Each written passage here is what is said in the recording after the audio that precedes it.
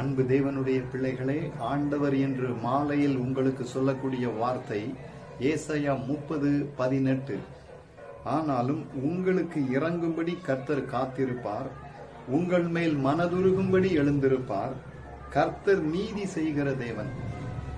உங்களுக்கு இறங்கும்படி கர்த்தர் காத்திருப்பார் என்று இங்கே சொல்லுகிறார்.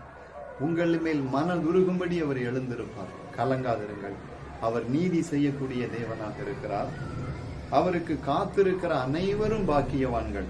கர்த்தருக்கு காத்திருந்து வெட்கப்பட்டு போய்விடுவோமோ என்று கலங்கி கொண்டிருக்கிறீர்களா?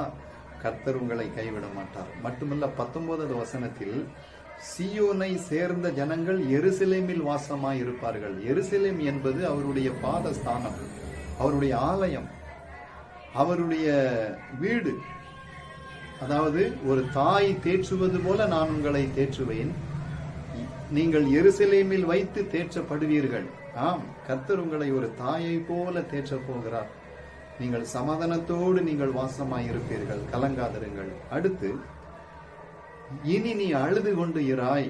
பாருங்கள், எவ்வளவு அற்புதமாக ஆண்டவர் பேசுகிறார். இனி நீங்கள் அழுது கொண்டிருக்க மாட்டீர்கள். உங்கள் அழுகைக்கு ஒரு முடிவை கொண்டு வருகிறார். வேதம் சொல்லுகிறது, கர்த்தராகிய தேவன் எல்லா கண்களில் இருக்கக்கூடிய கண்ணீரை துடைப்பார் என்று வேதம் சொல்லுகிறது. தீர்க்க தரிசனமாக சொல்லுகிறேன், இனி நீ அழுது கொண்டிராய். உன் கூப்பிடுதலின் சத்தத்துக்கு அவர் உருக்கமாய் இறங்கி அதை கேட்ட உடனே உனக்கு மறு உத்தரவு அருளுவார். இனி உன்னுடைய ஜெபத்திற்கு தாமதமில்லாமல் பதில் கொடுப்பார். ஏதோ நான் இங்கே இருக்கிறேன் என்று ஆண்டவர் உனக்கு சொல்லுவார்.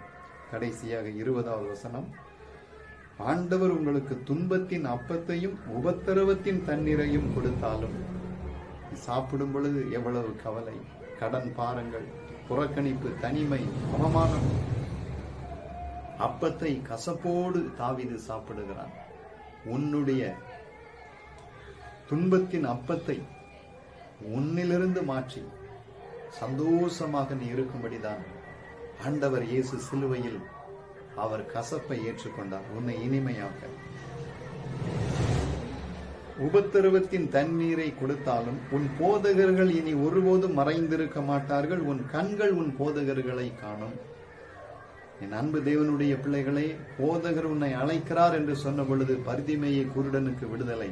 போதகர் உன்னை அழைக்கிறார் என்று சொன்ன பொழுது மரியாளும் மார்த்தாளும் இயேசுவினிடத்தில் வந்த பொழுது லாசரு உயிரோடு எழுந்தான்.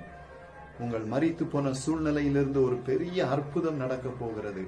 கலங்காதிருங்கள். இந்த 3 வார்த்தைகளும் கர்த்தர் உங்களுக்குத்தான் தருகிறார்.